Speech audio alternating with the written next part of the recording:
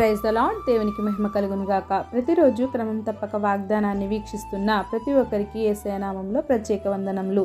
Subscribe చేసుకొని అనేక మందికి షేర్ చేసి దేవుని మాటల ద్వారా బలపరచండి.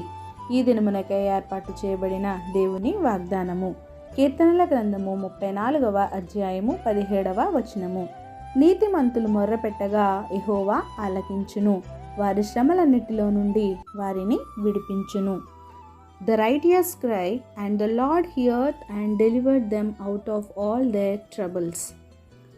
పరిశుద్ధ గ్రంథంలో నీతిమంతుడు అని చెప్పబడిన వ్యక్తులు నోవహు, యోసేపు, ప్రభువైన యేసుక్రీస్తు వారు, బాప్తిస్మమిచ్చు యోహాను, సుమియోను, అరిమతేయి యోసేపు, కొర్నేలి అని ఇలా అనేక మందిని గూర్చి వివరించుట జరిగింది.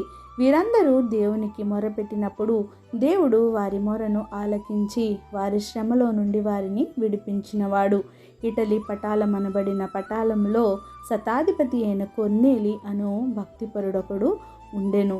కైసరేలో అతను నివసించాడు.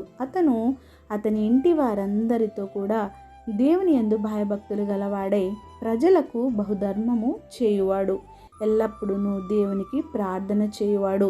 నీతిమంతుడిగా ఉండి దేవునికి భయపడేవాడు. యూదా జనులందరి వలన మంచి పేరు పొందినవాడు. ఇంతటి భక్తిపరుడు నీతిమంతుడు పగలు 3 గంటల వేళ ప్రార్థన చేయునప్పుడు దేవుని దూత అతనికి ప్రత్యక్షమై కొర్నేలి అని పిలుచుట దర్శనమందు తేటగా అతనికి కనబడింది. కొర్నేలి ఆ దూత వైపు తేరి చూచి భయపడి, ప్రభువా ఏమని అడిగెను. అందుకు దూత, నీ ప్రార్థనలను, నీ ధర్మ కార్యములను దేవుని సన్నిధికి జ్ఞాపకార్థముగా చేరినవి అని సెలవిచ్చాడు. దేవుడు నీకు చెప్పవలసినది, నీకు చేయవలసినది తేట తెల్లగా కనుపరుచువాడు. నిన్ను, నీ ఆలోచనలను, నీ పనులను ప్రతీదీ ఆయనకు తెలుసు. కొర్నేలి వంటి భక్తిపరుడు మొర్రపెట్టగా ఆయన ప్రార్థన ఆలకించాడు. ఆయన చేసిన ప్రతి కార్యములు ఆయన ఎరిగినవాడు. దేవుడు పక్షపాతి కాడు కనుక అందరినీ నిజముగా గ్రహించువాడు. ప్రతి జనము ఆయనకు భయపడి నీతిగా నడుచుకుని వారిని ఆయన అంగీకరిస్తాడు. ఆయన అందరికీ ప్రభువు. మరి మనము కూడా నీతిని అనుసరించి నీతిమంతునిగా నీవు దేవునికి మొర్రపెట్టినట్లయితే కొర్నేలికి ప్రత్యక్షమైన వాడు నీకును దర్శనమందు ప్రత్యక్షమవ్వగలడు. నీ శ్రమల నుండి, నీ బాధల నుండి విడిపించగలడు.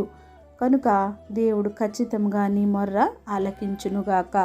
ఆమేన్.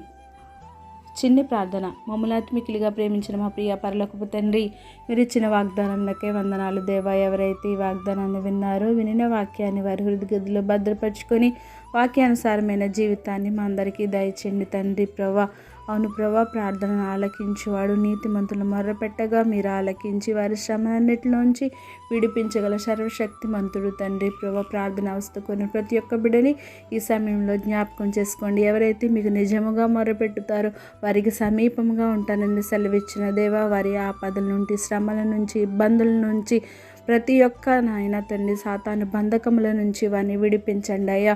నాయన తండ్రి, అనారోగ్య స్థితిలో ఉన్న ప్రతి ఒక్కరిని ముట్టండి, స్వస్థపరచండి. సమస్త ఘనత, మహిమ, ప్రభావం మీరే ఆరోపించుకుంటారని యేసుక్రీస్తు పరిశుద్ధ నామమున ప్రార్థించి అడిగి వేడుకొంచున్నాను మా తండ్రి. Amen. God bless you all.